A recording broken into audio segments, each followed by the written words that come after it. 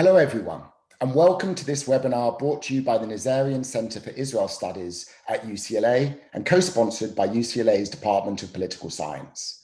I'm Dov Waxman, the director of the Nazarian Center and the Rosalind and Arthur Gilbert Foundation Chair of Israel Studies at UCLA. A week has passed since Israel's unprecedented fourth national election in 2 years. Like the previous 3 elections, this election was largely about one thing only: should Prime Minister Benjamin Netanyahu remain in power or not? Although his Likud party received the most votes and the largest number of seats in Israel's parliament, the Knesset, the outcome of Israeli elections are not decided by which party gets more votes and seats, but which parties are able to form a governing coalition, which requires a Knesset majority of at least 61 seats in Israel's parliament. Since 2019, Netanyahu, the longest serving Israeli prime minister, has been unable to form a stable right-wing government. And it's clear that once again, he won't be able to do so after this election. But it's equally clear that it'll be very hard for his opponents to form an alternative government. Over the past week, there's been a flurry of phone calls and meetings between various party leaders, but there's still no sign of a breakthrough in coalition formation. So to help make sense of all this and look at the prospects for the formation of the next government and understand the results of the most recent election, we've assembled a panel of experts on Israeli politics. Joining us today are Oded Haklai, a professor in the Department of Political Studies at Queen's University in Canada. He's also held visiting fellowships at the Y&S Nazarian Center at Tel Aviv University, at the Truman Institute for Peace at the Hebrew University of Jerusalem, and at the Institute for Security and Conflict Studies at the Elliott School of International Affairs at George Washington University. He's the author of Palestinian Ethnonationalism in Israel, which won the Shapiro Award for Best Book in Israel Studies from the Association for Israel Studies.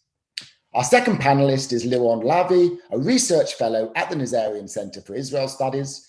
She received her PhD in political science from Tel Aviv University, and during her doctoral research, she was also a visiting graduate researcher at the Nazarian Center and at UCLA's Department of Political Science. She's also now the managing editor of the Nazarian Center's flagship publication, Currents, which comes out twice a year and is a series of essays based upon really cutting-edge research examining contemporary trends, issues, and dynamics in Israel.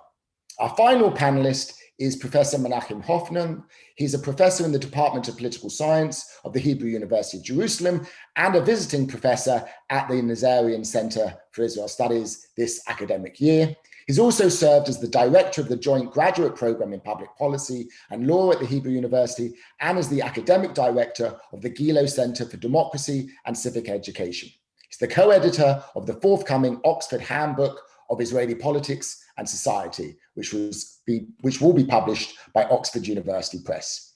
So I've asked our 3 panelists to begin by making a brief opening remark, and then I will follow up with them for some questions. And I want to encourage everyone in the audience to send us your questions. We'll leave plenty of time for Q&A at the end. So without further ado, let me first ask Menachem if you can make your initial comments. Yeah, I'd like to open my remark by explaining how the process is going to open up. And it is, Israel is not the US. The elections are over, but the game is only beginning. And it is a very interesting game. It is for game theory. It can be a haven, but for the citizens of Israel, it can be a nerve-breaking process because it can take up until about mid-July before we can see a government, if we see one. Now, let me explain how it works. For that, we do have to introduce another player. This is a state president. The state president is usually a symbolic figure, but when election time comes, he is having a crucial role. He is the one who should nominate the first candidate to form a government. That candidate is having the advantage that it can bring up a government and present a government without the 61 votes in the Knesset. Simple majority is enough. This is the advantage.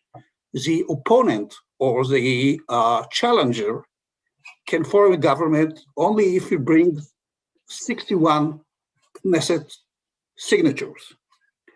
Now, the first candidate, and this starts on April 7, that candidate is having 28 days to form a government. If he is unsuccessful, that period can extend it by 14 days. And the 14 days, the first 28 bring us to May 5, the next 14 bring us to May 19. If the first candidate is unable to form a government, then the president can nominate a second one. The second, and that person is having 28 days again. Now, if the second candidate is unable to form a government in 28 days, which brings us to about June 18, then the Knesset can have 21 days to form a government, and it can do so only if a person comes up with 61 signatures. And that candidate can have another 14 days. So to cut it short, it can drag on and on until July 25. And if we reach that point, elections are to be held in the first Tuesday before 90 days, which means about October 19. But in the meantime, a government can be formed, or the Knesset can decide on a new date for the elections. And so the process is quite complicated. It can have many ups and downs and turns. And I will stop here, and later I will come to possible scenarios. Thank you, Menachem. Liron. Well, thank you. So we actually saw some pretty significant developments in this election, being the fourth round and everything. And most notably, the most significant development we have seen is that Netanyahu faced for the first time two right-wing opponents, Gideon Sa'ar and Naftali Bennett, which just an hour ago in a press conference, he pled to come back to the Likud.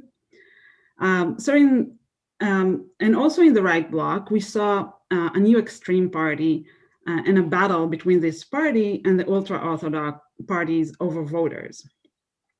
We also saw some significant developments in the center-left bloc. The dominant party in the previous rounds, Blue and White, split into two parties. And we also saw Meretz, the liberal left party, and Avoda, the Labour Party, insist to run separately, struggling to get above the threshold. So how have these dramatic political changes affected the election? Well, a lot and not so much. On the one hand, big data analysis shows significant movements of voters between parties. The Likud lost voters to Netanyahu's opponents, Sa'ar and Bennett, in addition to a significant number of voters who did not turn out to vote in this election. All in all, some 300,000 votes that the Likud had lost in this election compared to the previous ones. Blue and white voters were split between the two parties that formed it, while some of its voters voted this time to Meretz and Ha'avoda. So they really split across the center, across center-left parties. Ha'avoda and Meretz, which feared they would not pass the threshold, ended up gaining more seats. In the Arab sector, the drama continues. 10 out of the 15 seats the Arab joint list had before this election are now split between the joint list and Ra'am that broke away from it. And the other 5 seats are voters who chose to stay home this time around. So if the previous 3 rounds look pretty much the same, this time we actually have a lot of movements between parties and even between blocs, which is pretty rare in Israeli politics. And still, Israel finds itself pretty much in the same position it has been in the last 2 years, with no party being able to form a government, at least not an easy, straightforward way to do so. So how come so many changes did not bring about a change in the political map. The key lies in the right bloc. In the right bloc, voters have split between Netanyahu's supporters and opponents. This means that the right bloc has a very large majority in the Knesset, but Netanyahu's bloc does not enjoy a majority. So being a right-winger does not mean being a Netanyahu supporter anymore. This trend has started with Lieberman in April 2019, which actually started this whole endless loop of election, and it has intensified now with Saar and Bennett. So resolving the deadlock is not so much a matter of right versus center left, or not even for Bibi or against Bibi, but dynamics within the right bloc in Israel. Thank you. Thank you, Liron. And last but by no means least, Oded. So thank you very much, Dov, for the very kind introductions. Since I imagine that we'll be talking about specificities of the election results at the later stages in this panel, I'd like to dedicate my opening remarks to a more general observation. And it is that the fact that the most recent elections were the fourth time Israelis went to the polls in the past 2 years raises the question of why this is happening, and should we expect an additional rounds, something that Menachem alluded to in his opening comments. And at one level, the answer is simple. There has been a stalemate. No single candidate has been able to master a majority support in the Knesset. The Likud, led by Benjamin Netanyahu and its allies, have fallen short of the 60+1 required for a majority, while the opposition, although unified in its opposition to Netanyahu, has been fragmented along ethnic and ideological lines. But this simple answer is not fully satisfying in and of itself. There are many political systems around the world that are characterized by deep divisions and fragmentation, yet new governments are sworn in, and sometimes they're minority governments. So in Canada, where I live, that's just one case. We currently have a minority government that in the most recent elections won only 1/3 of the popular vote. And this suggests to me that there is a more systematic problem in the Israeli case, a systematic flaw that has provided incentives for politicians to drag Israel into this cycle. The main flaw in the Israeli system is that it provides an advantage, an inherent advantage to incumbents. And let me explain what I mean by that in just a couple of minutes. The Israeli system of government is premised on the principle of continuity. When elections are called, the outgoing government continues to function as a caretaker government until a new government is sworn in. For a new government to be sworn in, as you've mentioned earlier, both Dov and Menachem mentioned earlier, a new government needs to enjoy the confidence of the Knesset at the time of the swearing in, meaning pass a confidence vote in the Knesset, typically requiring at least 60+1. Incumbents, on the other hand, do not need to pass this threshold. As long as no one else gets a majority in the Knesset, incumbents continue in government even if they themselves do not master majority support or enjoy the confidence of the Knesset. And this has benefited Netanyahu tremendously over the last couple of years. In practice, the last time Netanyahu has really won elections was in 2015. He didn't manage to win a majority in the previous 3 rounds, nor in this 4th round. But because thus far no one else manages to consolidate majority support or has managed to consolidate majority support, Netanyahu continues as prime minister, even if the majority in the Knesset and amongst the electorate want him ousted. Now, as a result of this procedure, Netanyahu's closest allies, primarily the ultra-Orthodox parties, namely Shas and United Torah Judaism, and the religious Zionists, have a built-in incentive to continue rallying around him. If they stick together as a cohesive bloc, they can stay in power without winning elections in the capacity of a caretaker government indefinitely, election after election.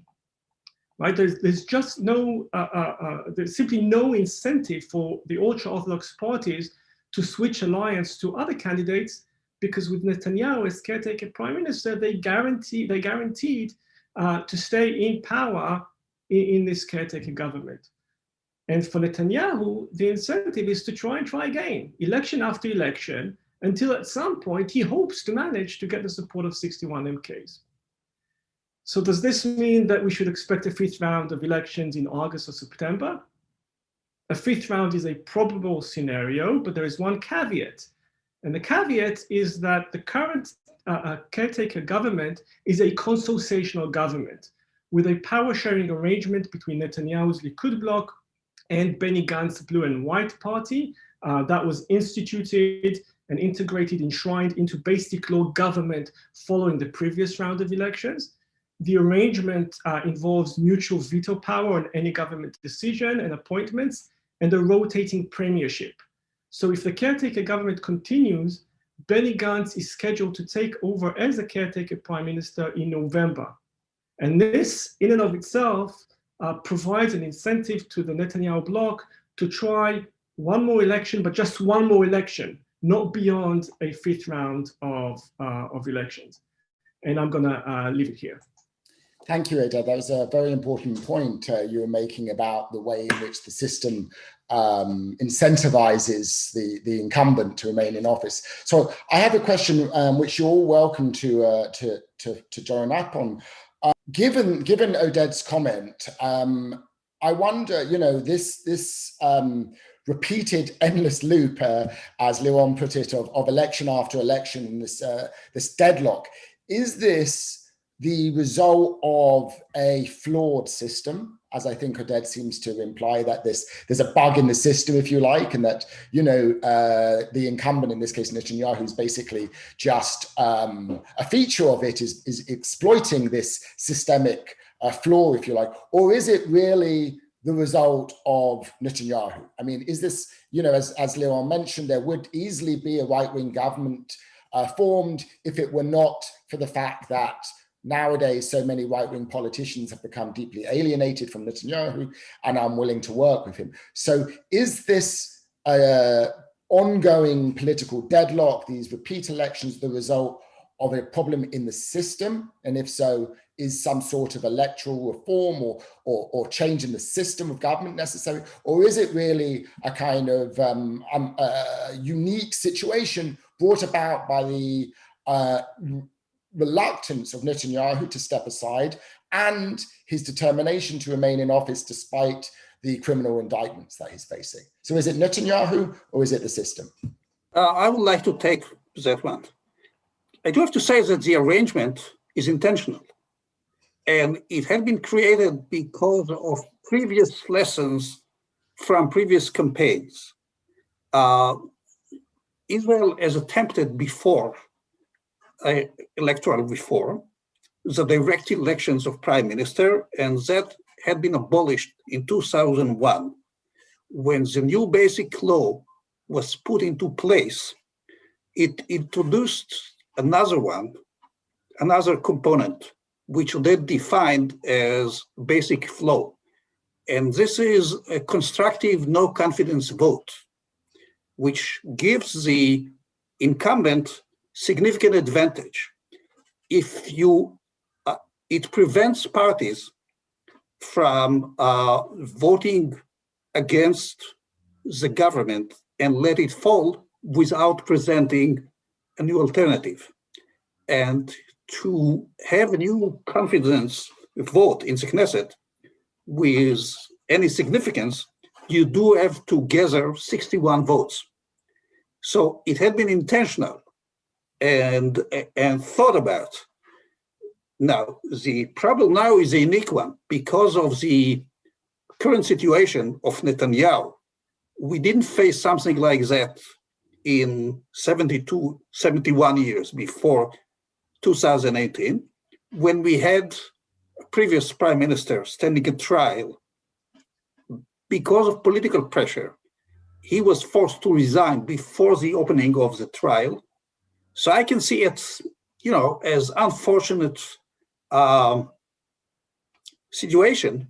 But on the other hand, I tend to believe that if there is the anti-Bibi coalition, they will push for electoral reform of a different kind. So, what kind of electoral reform is being considered under these conditions then? It depends, because they will need to have an agenda, to come up with agenda. Their basic agenda, assuming they are able to form a government, is to freeze everything and first go with a budget, fight the pandemic, maybe give more favoring legislation and allowances to the Arab sector, which there is almost an agreement all over the political system now, because also the right-wing bloc need the Arabs, that reform there and integrating them into the system is a must. But other than that, they don't have agenda. So they may come up with agenda of a new electoral system that is more conducive to create clear results. What will be the kind of that reform, that remains to be seen. Thank you. So, one of the ironies of Israeli politics is that there have been these successive attempts at reforms that were originally intended to bolster political stability in Israel, to create more stable governments. And paradoxically, the outcome of all of these reforms, whether it be the direct election for the Prime Minister back in 1996, or more recently raising the electoral threshold to shut out smaller parties, and the outcome has actually been, in fact, to engender even worse instability in the system. Liron, do you see this being a systemic problem, or is it a feature of the party system, or is it a kind of unique circumstance created by a unique leader? So I think if there is a systemic problem here, is that it's not so much the division. The Israeli system is structured so that it would be able to deal with Israel as a polarized and very deeply divided society. So the problem is more with checks and balances that we really don't see enough in the Israeli system. So introducing this clause of that opponents can replace the government unless they have 61 votes of their own, really gives a lot of power to the executive branch. And so the problem is, in my opinion, lies there in the overpower that is given to the executive branch, coupled with a dominant leader that takes advantage of this power. Oded, another criticism that has been made, or concern that's been made about Israeli politics, sometimes it's been described as the Americanization of Israeli politics. And we're seeing this in the ways in which the political debate has become focused on personalities rather than policies. And these recent elections being focused on Netanyahu rather than substantive policy issues. Do you see that as also contributing to this deadlock and dysfunction that party politics has given way, in a sense, to personality politics? To a large extent, I think when we discuss whether an issue is a systemic flaw or whether it's about the personality of the particular person, I think systemic flaws are often exposed when politicians are willing to take advantage of them and willing to exploit them. And the reality is that Israel has never had a politician who wanted to hang on to power even though they were not winning elections, right? That's never happened. So to me, before I get to your question, Dov, to me, the issue is that it's actually quite simple to fix. The issue is that the caretaker government can go on indefinitely. That's where I see the problem. And the way to fix that is simply to say that the process will be from now on that indeed the president, as Menachem describes, will give a mandate to whoever gets the most vote or the most support in the Knesset, but that upon swearing in, they don't need to win a majority vote. That is, if a candidate has a support of 59 people, or 59 Knesset members rather than 61, and another candidate has 52, support of 52 members of Knesset, the one with 59 actually gets to form the government, they get sworn in, and that's the new government. Now then, we can have the non-confidence vote is, whether constructive or not, but it's actually a very simple fix. It does not require a change, in the way in which prime ministers are elected. It does not require direct election. It does not provide the incumbents with this, unchecked power. And yes, the problem does become exacerbated when we have this movement to personalized politics that you've pointed to. And I think Israel, in this particular elections, I think, Israel has seen a little bit of a pushback. So against the personalization of the politics. So the 21st century undoubtedly saw a movement from mass-based parties with large membership and internal processes of elections to what we sometimes refer to in political science as cadre parties, party dominated by a small group of leadership, and even personalized leadership, where the party is dependent on its leader. Its raison d'etre is to provide a platform for its leader. And the latter really are not genuinely parties, they are more like electoral lists. Now, in the most recent elections, I think we saw somewhat of a pushback against its trajectory with the relative success of the Labour Party, which held primary elections, as well as the relative success, and it's all in relative terms, of Meretz, who was predicted not to pass the threshold, but actually did relatively well and is really not dependent on its party leader. On the one hand, we saw that. And on the other hand, we saw a relative decline of leader-centric electoral lists that were supposed to be big hits, but ended up declining by the time polls closed. So this includes, only not only the relative low showing of Saar and Bennett, who saw themselves as candidates for prime minister and ended up with only like 6 and 7 seats respectively, but also the earlier withdrawal of would-be candidates like Tel Aviv Mayor Ron Khudai, who formed an electoral list that ended up not running, and he did that instead of actually joining an established mass-based party leader. So, a mass-based party like Labour. So I think we are seeing a slight pushback against the trend that you've described. It's very interesting. So just when you were talking about how a leader can bring out or make manifest some of the flaws of a system, or at least challenge those, or bring out those norms. I mean, obviously, and I'm sure to many Americans, I also thought of how Trump had done that in the American political system, making clear that kind of unwritten norms aren't necessarily sufficient to constrain an executive who's determined to violate those norms. And we see again how certain leaders can kind of represent stress tests, if you like, for a political system.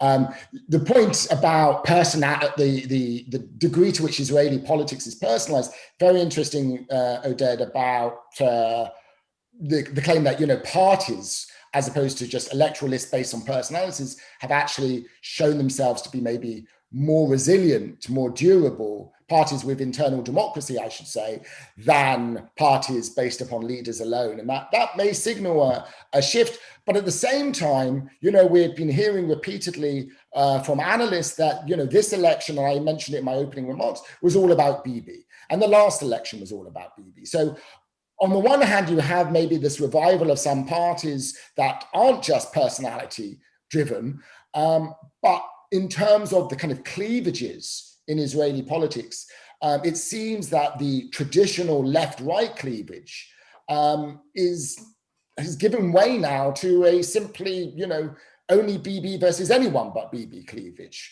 Is that an accurate, that's often the way it's presented in the media. Is that accurate, or do you think that's oversimplified? And again, feel free, Liron or Menachem, if you want to join in on this. I'm willing to take a bite.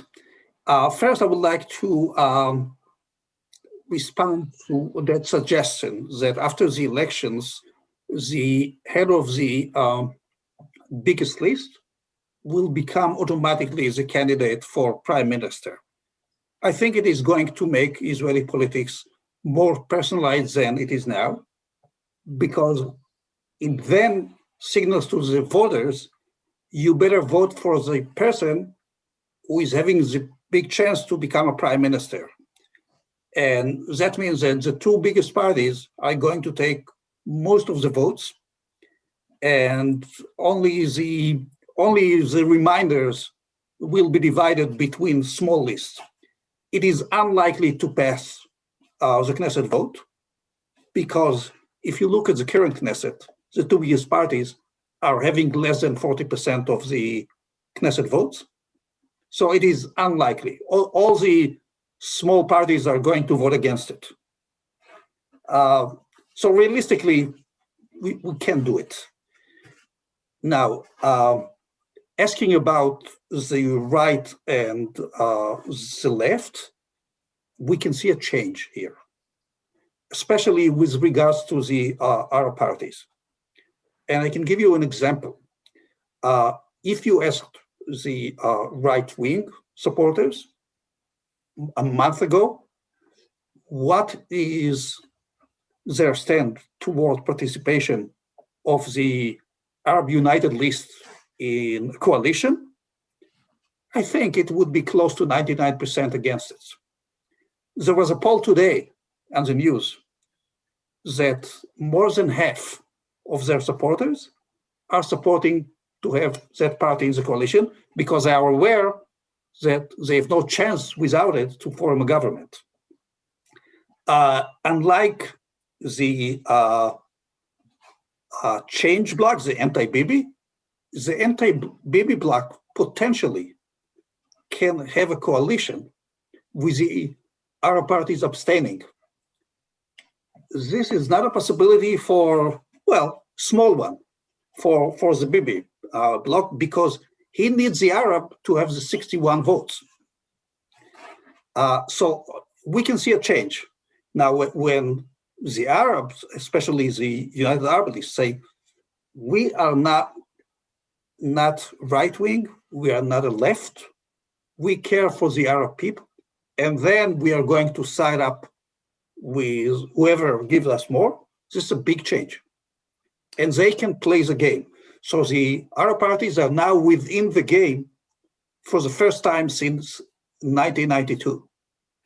And 1992 was the only time in which they had a coalition agreement. So we can see a big shift, but it is not the end of the left and right divide. It may come up in a different form in the next elections. Thank you, Menachem. So I want to dig in a little bit to this. Dov, is it okay if I jump in also on this question? And I'm sorry on any background noise, there is a construction site nearby. I think your question about the right and left and personalization really intertwine here, because there were some right and left in Israel is changing. It was traditionally, at least since 1967, revolved around the Israeli-Palestinian conflict, and due to various reasons, this is really weakens. But what will replace it, the definitions of right and left in Israel is still under debate. So Lieberman has tried to arrange it around state and religion issues. He didn't succeed so far. And this field is still open.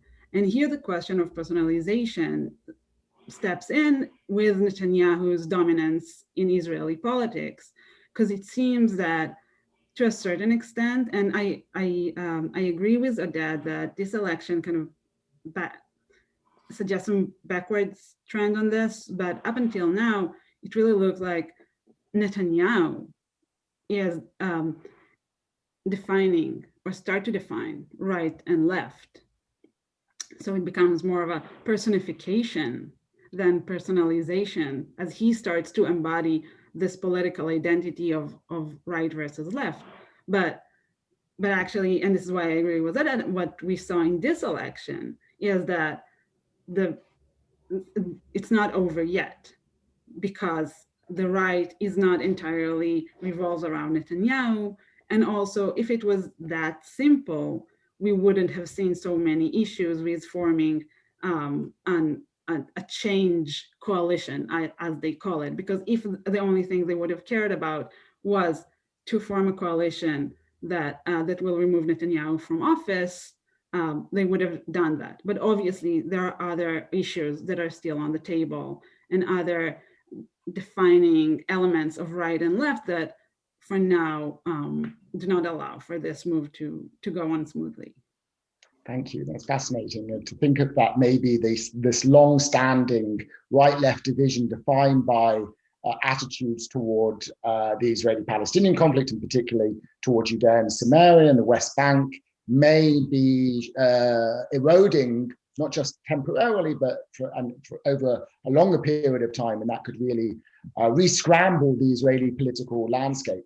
Oded, I want to come back to the point that Menachem was raising about the position, the role of Arab parties in this, and particularly, there's been a lot of discussion in the media, both in Israel and here, about the United Arab List, about Mansour Abbas and his kind of new sudden kingmaker status, and the willingness of Netanyahu to potentially rely upon a government backed by his party, as well as the willingness by Lapid and those who oppose Netanyahu to maybe rely upon a government backed by the joint list. Do you see this as signaling a real shift in the role that our parties can play in Israeli politics, and also in terms of their attitudes towards Israeli politics, and their willingness to play the willingness of their constituents to play this role? Or is it much like what happened in 1992, where there was a moment,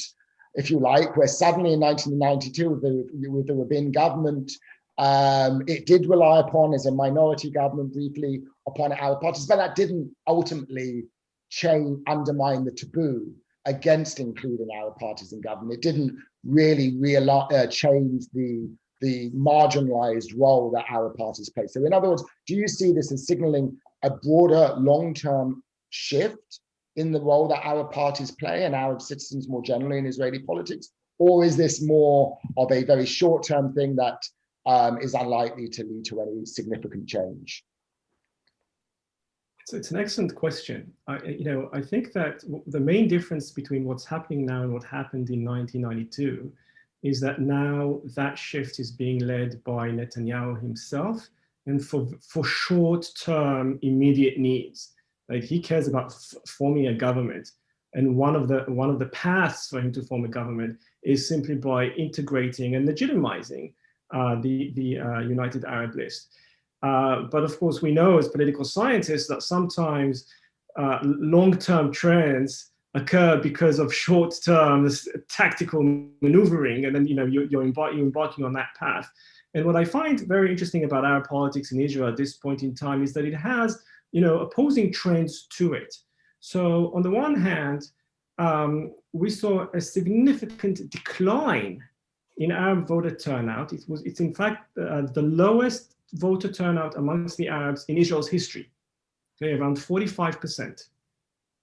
Never before have we seen such a low Arab turnout, and that's worrying, and that's a result of disillusionment, if you will, with the prospect of either the Arab representatives or the system at large to bring about positive change. That is, there are real needs that the Arabs have, including everyday security. It's probably the biggest one, the rise of crime and violent crime in Arab streets, and that's not being addressed. So on the one hand, we see disaffection and a movement away from voting. On the other hand, we see this, what we might term as a centripetal move towards the middle of the system, where a large chunk of the Arab electorate is demanding from its politicians serious integration into the system, into the decision-making bodies, so that they could address those issues. Because ultimately, there are limits to what can be achieved from the opposition benches without serious inclusion in government decision-making.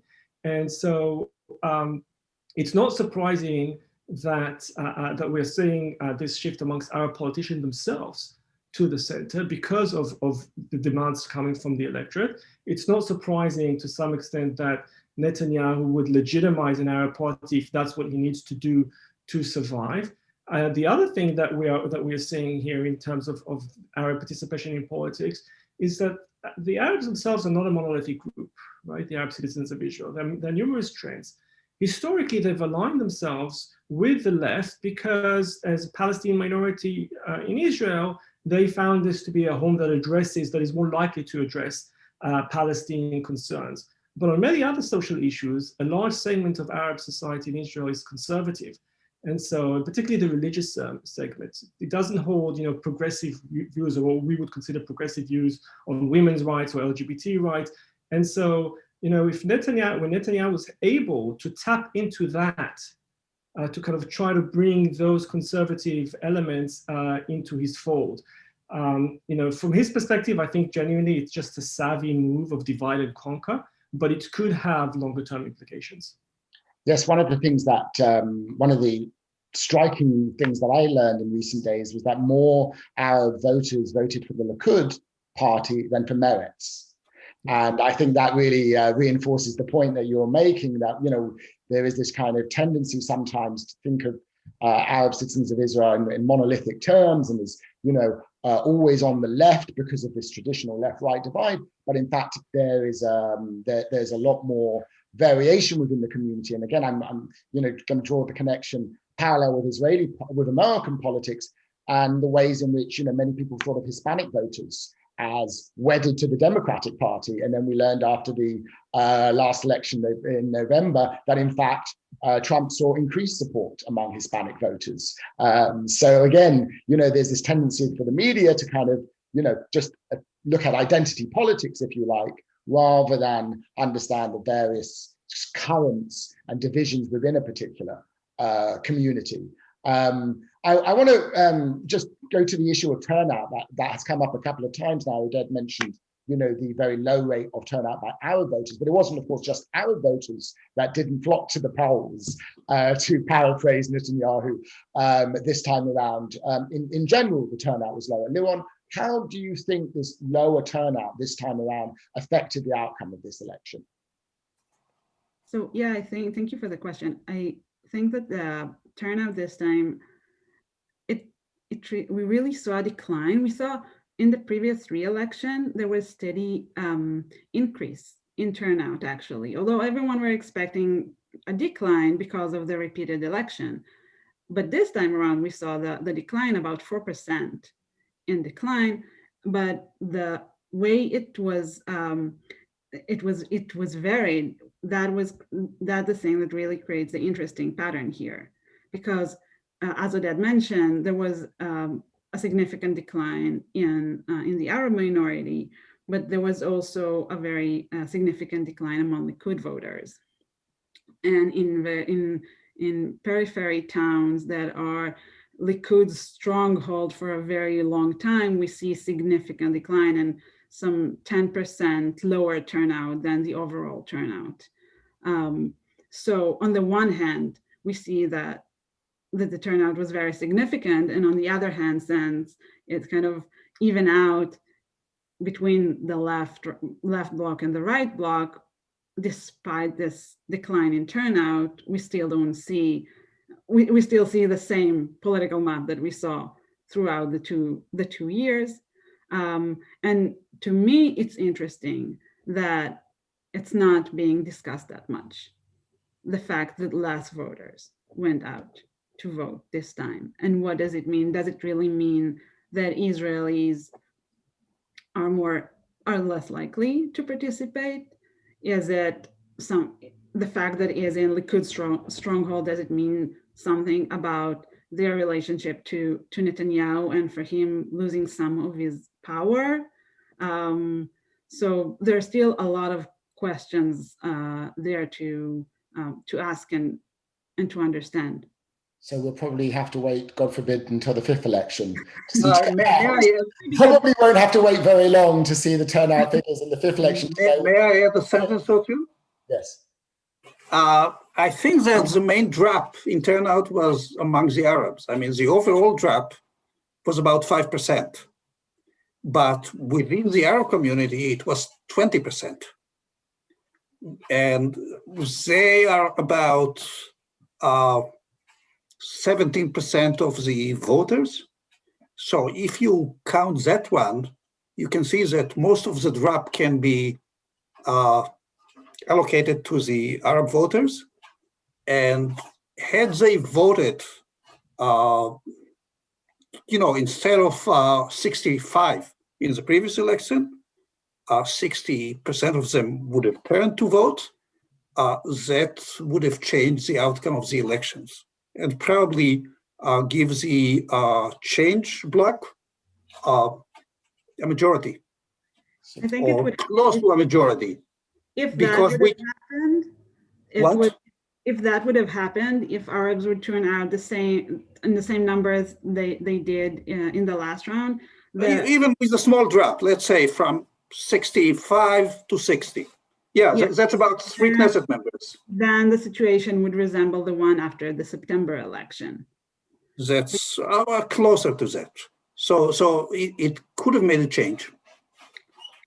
Which then the main difference was that this legitimacy of Arab parties was basically non-existent yet. Yes. So the trends, the developments are not coherent and not in line.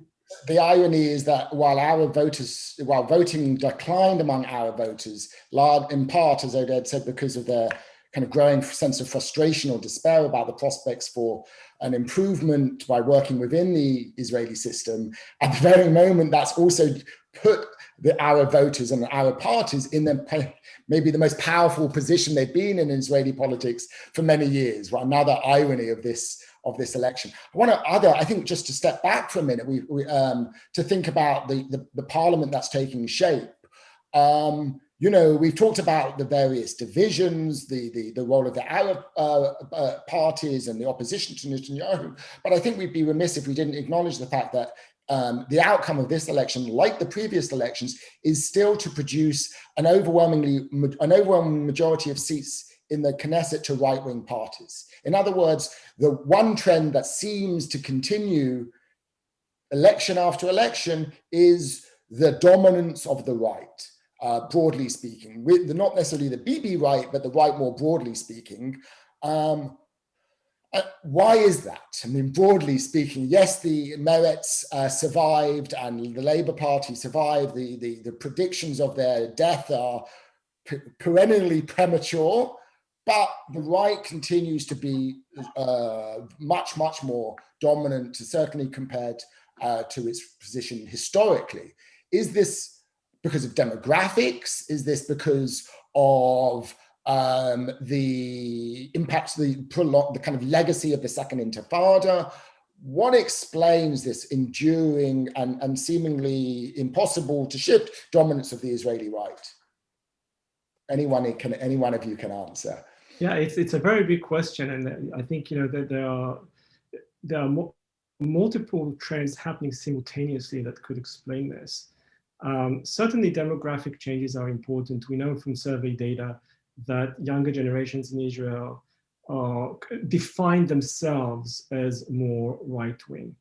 But I think we also need to distinguish between voting powers and voting patterns and self-definition from positions on issues, right? So a person might define themselves as right-wing, but in fact support territorial partition as a solution to the Israeli-Palestinian conflict, or they might hold positions that are more, we would consider them to be more progressive on issues like LGBT rights.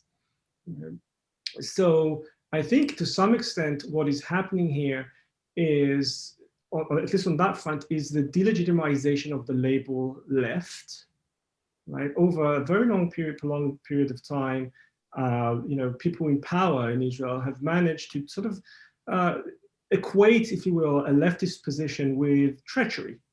And so many, particularly amongst the youngest generation, eschew that label. I think that's one very important trend. Another important thing that has happened is that the Palestinian-Israeli conflict has been relegated in terms of importance. And again, from Netanyahu's perspective, this is a success. That's what he's been trying to do, make it seem like it's a not an important issue. The third trend, and I think that's kind of generalizable, is that political parties that are in power help define the spectrum of legitimate politics, right? And so when you have, for a very long time, a Labour Party in power in the United Kingdom, their kind of politics becomes the mainstream, the center, if you will, and everyone else becomes on the fringes. And to a large extent, the fact that Netanyahu has managed to do all those things has allowed him to marginalize the Labour left. But I don't think that that in and of itself means that Israelis are more right-wing in terms of how they view particular issues. I'm actually not convinced about that on economic issues, on the Palestinian-Israeli conflict, and on social issues. Thank you. Yes, so this is actually something we'll be hearing if our audience want to join us for next week. Dalia Shenlin, Israeli analyst, making, going into detail on this very important point that, voting for right-wing parties doesn't necessarily mean supporting right-wing positions.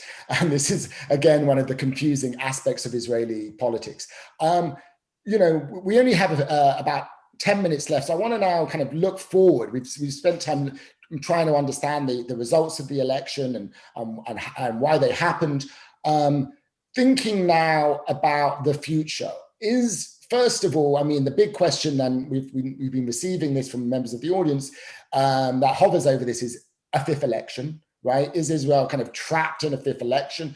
So I want to ask whether you think that is the most likely outcome, or whether you think there's another scenario. There are all sorts of possible scenarios for how a new government might come together: majority, minority government, different coalitions of parties, defectors, etc. Do you think of it's likely a government is likely to emerge in the next few months, or is a fifth election more likely? I'm going to put you all on the spot for this one. So let me start maybe with Liron. All right. Well, I actually think that that is more likely that we will see a government before we'll see another election. There are too many political actors that have a lot to lose from another election. And although right now it might seem like the solutions are very complicated, at the end of the day, they're not so complicated. They're very visible. So this is very cautiously my prediction. Okay, Oded. So I'm tempted to take the contrarian view, and I think the most probable scenario is a fifth election. Because I actually think that the incentives are there for everyone not to compromise.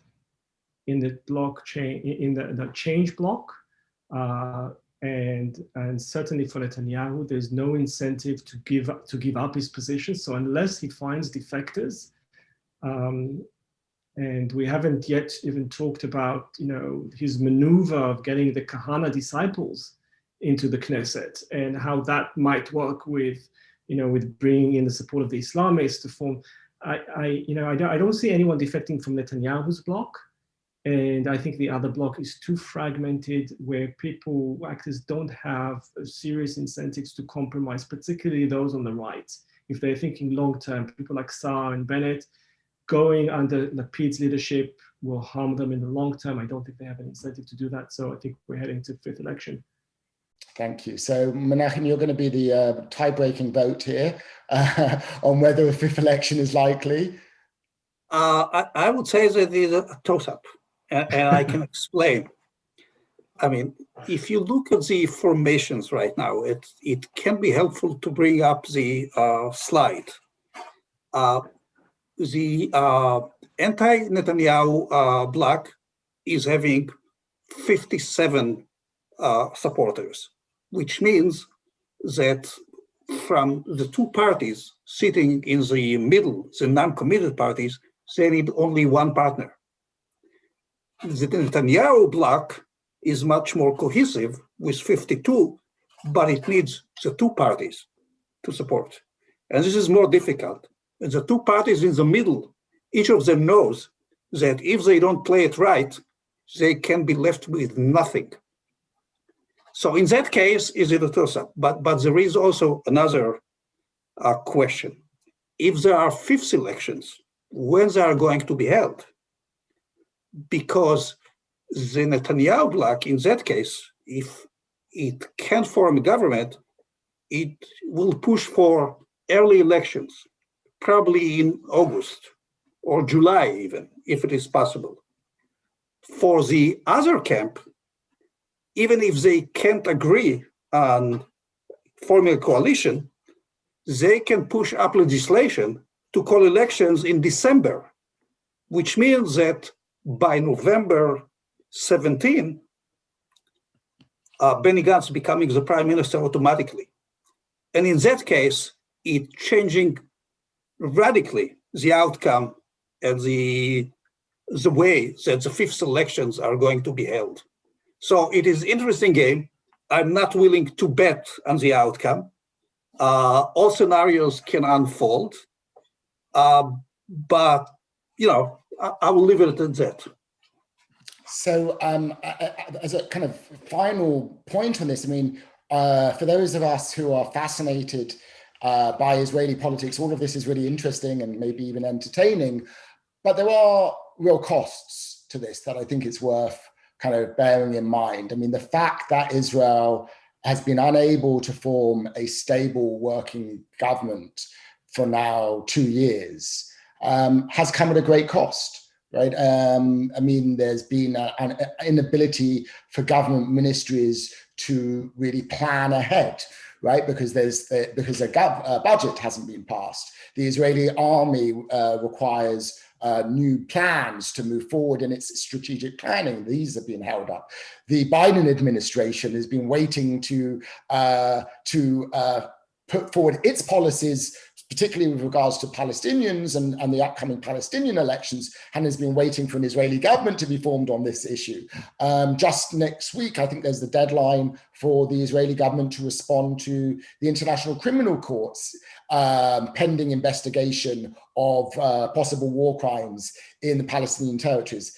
No response has been forthcoming from the Israeli government because they've been preoccupied with the fact that there is no government yet to be formed. So there's a real price that Israel and that Israelis themselves pay, I think, for this political deadlock. And I think for those of us overseas and looking at it from afar, as we try to understand the Byzantine nature of Israeli politics, it's fascinating, but it is, I think, important to remember that this continual political gridlock, stalemate, isn't cost-free, and that there are costs, first and foremost, borne by Israelis themselves to this ongoing political stagnation. And unfortunately, based upon what our panelists have been talking about today, it seems that political dysfunction, gridlock, if you like, is likely to continue for some time to come. So I hope we haven't depressed you all. I hope instead that it has been an enlightening hour. I know I've found it very interesting and thought-provoking. I want to thank all of the audience members for joining us. I thank particularly our three panelists, Menachem, Oded, and Liron, for their insights into what is certainly a very complex political system in Israel and political game. And I want to just remind all of our audience members to join us to come back next week for our next webinar on Israeli politics, when Israeli pollster and political analyst Dalia Shendlin will be looking over the last 4 elections that have been taking place to understand how Israel's political landscape is shifting and what this means for Israel's future. That event will be taking place next Wednesday, April 7th, from 12 to 1:15 p.m. Pacific time. So I hope you can join us then. This event will be available as a recording, so please share it with friends and family and colleagues. And again, thank you all and enjoy the rest of your day. Thanks, everyone. Thank you. Thank you.